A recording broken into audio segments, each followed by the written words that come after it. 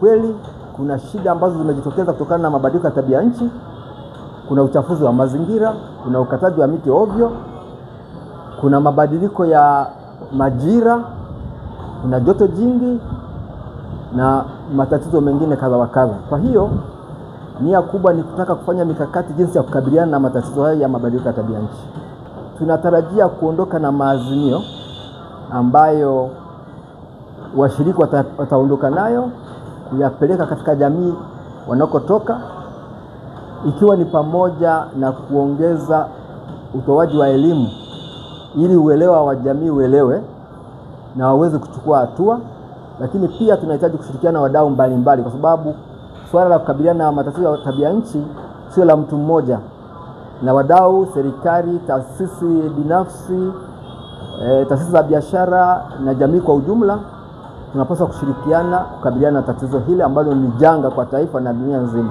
Wito wetu kwa serikali ni kwamba kwanza tunaomba tuendeleze ushirikiano, kwa sababu serikali ndio inatunga sheria na sera ambazo zinapaswa kwenda sambamba na elimu ambayo inatolewa, kwa sababu sheria peke yake na elimu peke yake haziwezi kufanya kazi bila kushirikiana. Lakini jambo la pili, tunaomba zile sheria zinazotungwa zitekelezwe. Mara nyingi tunakuta kwamba sheria ziko vitabuni, matatizo yanaendelea kutokea maeneo mbalimbali ya uchafuzi wa mazingira au uharibifu wa mazingira bila wale wahusika kuchukuliwa hatua. Kwa hiyo tunaomba vile vyombo ambavyo vinahusika katika kuchukua hatua za kisheria basi vifanye hivyo. Na njia za asili za kupambana na athari za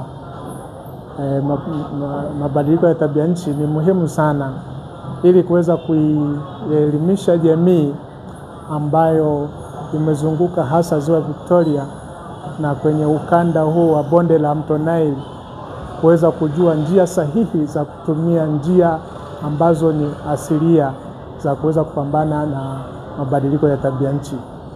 Hakika sasa nafikiri ni fursa moja nzuri sana kwa hawa washiriki wa hii semina ambayo imefanyika leo kuweza kuwaelimisha jamii, lakini pia na kupeleka ujumbe kwa watunga sera, serikali, kuweza kuona ni jinsi gani wanaweza wakaainisha sera ambazo zinaendana na njia sahihi za jamii kukabiliana na majanga yanatokana na mabadiliko ya tabia nchi kwa kutumia njia asilia katika mapambano haya. Mojawapo ya maazimio ya kikao hiki ni kuweka mpango kazi au mikakati kwa wanachama ambao ni wajumbe wa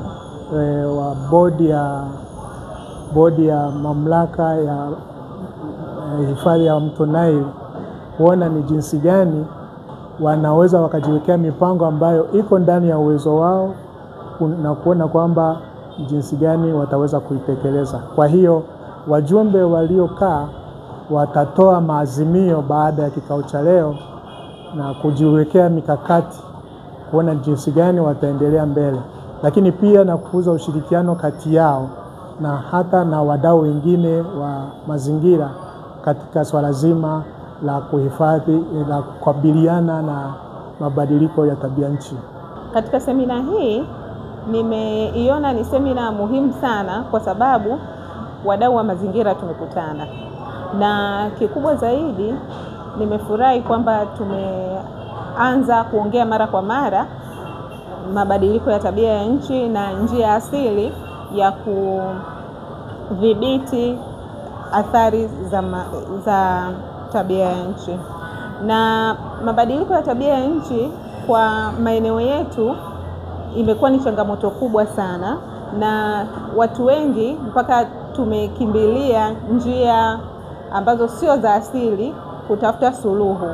Lakini kwa upande wa mikono yetu tumejikita hasa kuwaelimisha wananchi kupanda miti.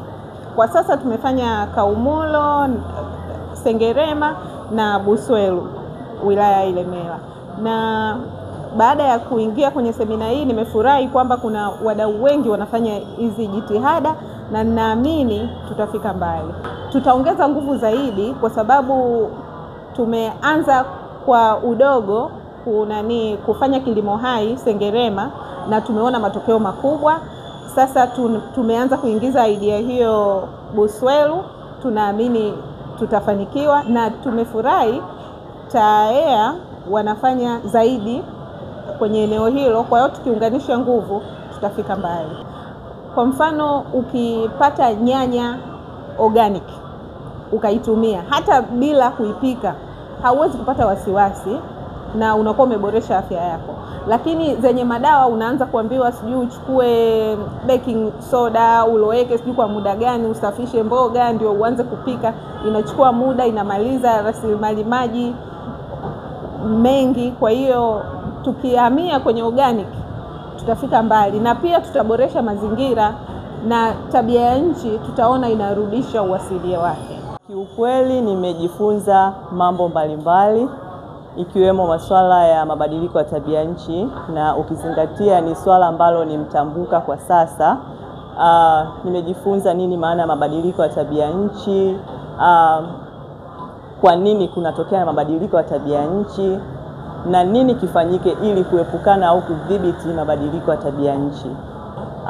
Lakini pia nimejifunza kuhusiana na mbinu asilia za kuweza kuepukana na mabadiliko ya tabia nchi. Hizi mbinu asilia zikitumika itasaidia kabisa na italeta chachu kubwa ya kuweza kuepukana au kukabiliana na mabadiliko ya tabia nchi. Ninachokiona kwa sasa ni changamoto ya elimu na ufahamu kuhusiana na hizi mbinu. Kwa hiyo rai yangu mimi kama wakili, lakini mimi kama mdau au mnufaika wa hii semina, ni kuendelea kutoa elimu zaidi kuhusiana na changamoto zilizopo kutokana na mabadiliko ya tabia nchi na mbinu asilia ambazo zinaweza kutumika ili kuepukana au kukabiliana na mabadiliko ya tabia nchi, ikiwemo upandaji wa miti, kilimo cha mseto, lakini matumizi bora ya ardhi.